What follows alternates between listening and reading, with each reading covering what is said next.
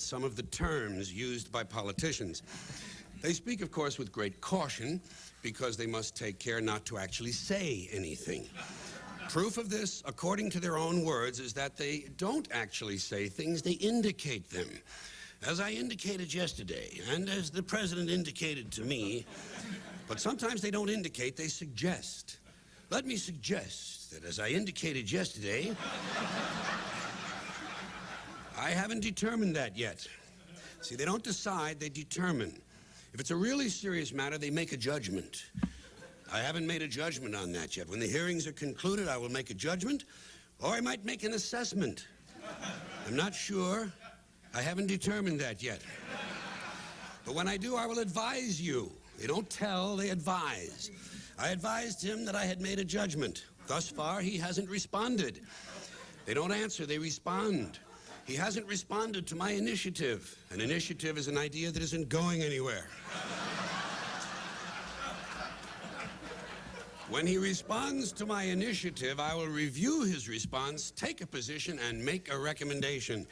See, they don't read, they review, they don't have opinions, they take positions, and they don't give advice, they make recommendations. And so, at long last, after each has responded to the other's initiatives, and each has reviewed the other's responses, and everyone has taken a position, made a judgment, and offered a recommendation, now they have to do something.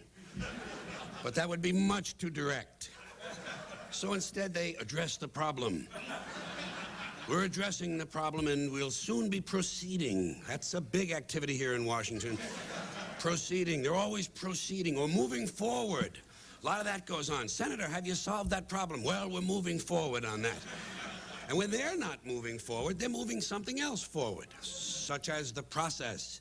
We have to move the process forward so we can implement the provisions of the initiative in order to meet these challenges. No one has problems anymore, challenges. That's why we need people who can make the tough decisions. Tough decisions like how much soft money can I expect to collect in exchange for my core values?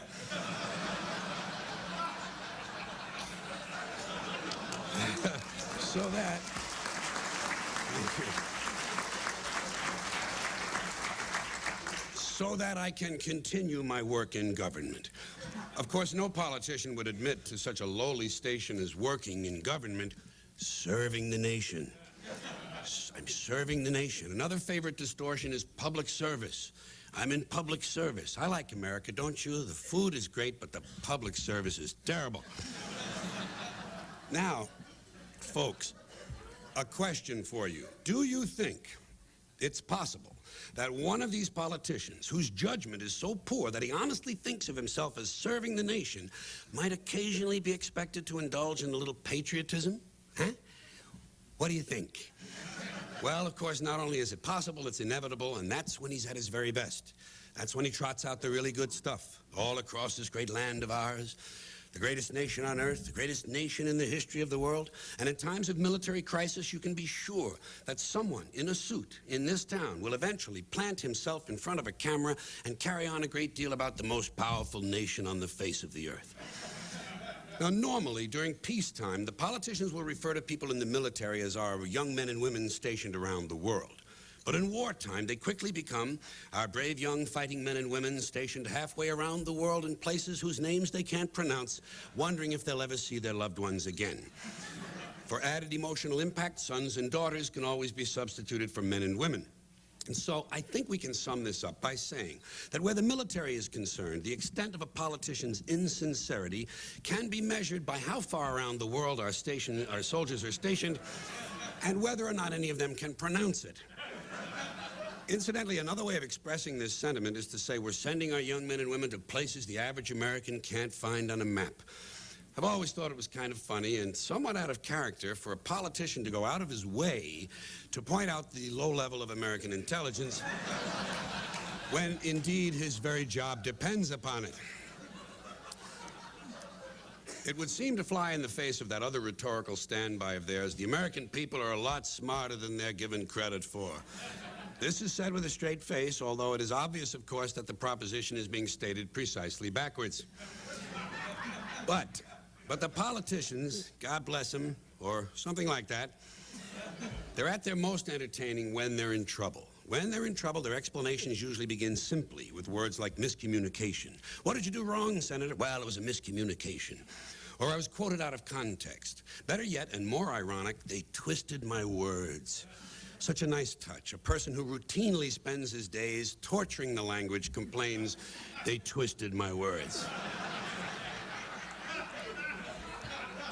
Then, as the controversy continues to heat up, he moves to his next level of complaint. The whole thing has been blown out of proportion. It's always the whole thing. Apparently, no one has ever claimed that only a small portion of something was blown out of proportion. Has to be the whole thing. That's because now he's feeling the heat. And so, as time passes and more evidence comes in, he suddenly changes directions and tells us, we're trying to get to the bottom of this. Now he's on the side of law and order. It's jiu-jitsu, really.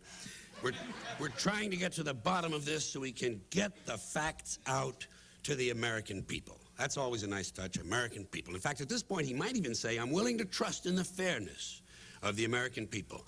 Clearly, he's preparing us for something. And so, when finally all the facts come out and our subject seems quite guilty, he employs that sublime use of the passive voice, mistakes were made. Mistakes were made, don't look at me, probably someone in my office. Things are moving faster now. Mistakes were made is rapidly overtaken by there is no evidence. No one has proven anything. Eventually, I will be exonerated. I have faith in the American judicial system and that certain sign that things are closing in. Whatever happened to innocent until proven guilty? Whatever happened? Well, yeah. Well, he's about to find out. And we know this must be true because the next thing we hear from him is, I just want to put this thing behind me and get on with my life. I just want to put this behind me. That's an expression we hear a lot these days in all walks of life. From people in all walks of life. Usually the person in question has committed some unspeakable act. Yes, it's true, I strangled my wife, shot the triplets, set fire to the house, and sold my young son to an old man on the train. But now I just want to put this thing behind me. Get on with it. That's the problem in this country. Too many people getting on with their lives.